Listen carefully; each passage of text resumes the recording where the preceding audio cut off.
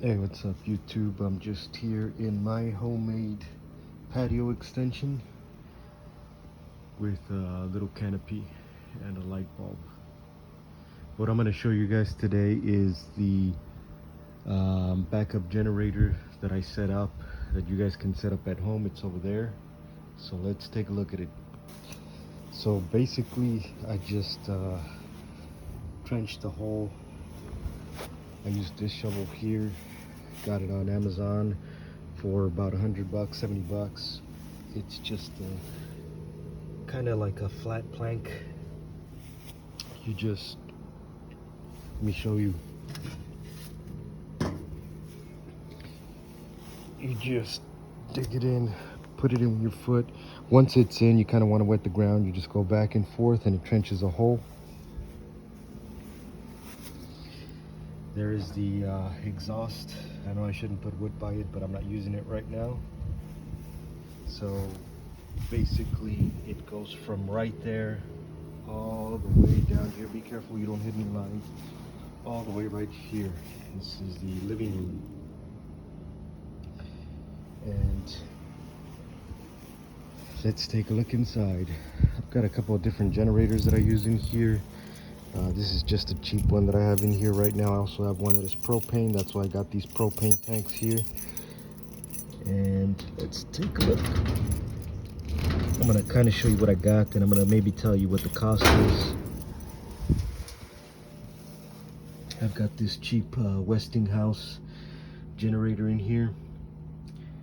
There's the exhaust, and right now it's only connected to one of the outlets because the other one is on my power bank. I'll show you guys that later too. And so yeah, so basically just like over here, I used these, I believe what they're 23 by 23 inch blocks. I used 1, 2, 3, 4, 5, 6 blocks. All right, I used 6 blocks. I got this enclosure here from Wayfair. I think it was like $400, maybe less, around there. And you just build it. It comes in a big box with a bunch of pieces, so it's kind of a pain in the ass. The generator here cost me, I think, like $300 on Amazon, 3 something. You can get different ones. You know, they're a little bit more expensive, better. I do recommend propane. It's easier to start. Also, it's easier to store. So yeah, so I when I am using it, I put both these outlets here. I also got an adapter so I can get more power and put it in here, and then just connect these two. I used I believe it was 10 or 12 gauge wire, and then I used this conduit. Both of these I purchased on Amazon. You probably want to get some of that grease monkey stuff that you put in here to push the wires through. And then I put a bunch of silicone there also, so that any carbon monoxide doesn't travel inside my home. I've also put it quite a distance from my home, enough to where I don't have any carbon monoxide dangers. All right, let's take a look. And it also comes with this lock, which is great. I also screwed it down so that you can't remove the top and it doesn't fly away in a storm. It's got these vents on the side for the ventilation. Some people put a fan in them. I didn't really see a need to. So yeah, let's take a look at the inside.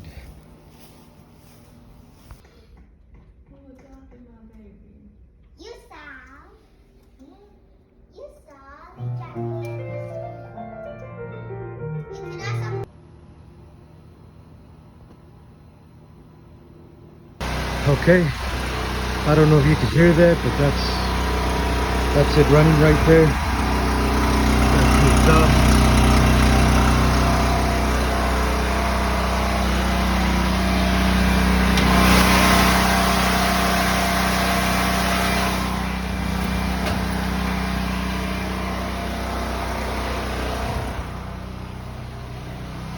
So yeah, so let's say the enclosure about $400. The brakes maybe like 30 bucks, 40 bucks maybe. The wire probably another 20 to 30 dollars. The enclosure I think was about 60 bucks. The sheath that goes over the wires, you didn't really need those, but I just put them just in case. Outlet probably 3-4 bucks. So you're looking at about maybe a little under $1,000, maybe about $1,000, depending on what type of generator you buy. I also added that solar panel for when I had one that was battery powered, and I bought the special gasoline lubricant, which lets you hold up the gasoline for up to like a year, I think, something like that, and it's filled with gas. I got a couple of gas tanks in my garage for when I need to fill it up with gas. During the outage that we had here in Texas, where we had no power for about 4 or 5 days straight, let me tell you, this thing came in handy. I was the only one on the block who had these, who had power. So yeah, so check it out if you guys want to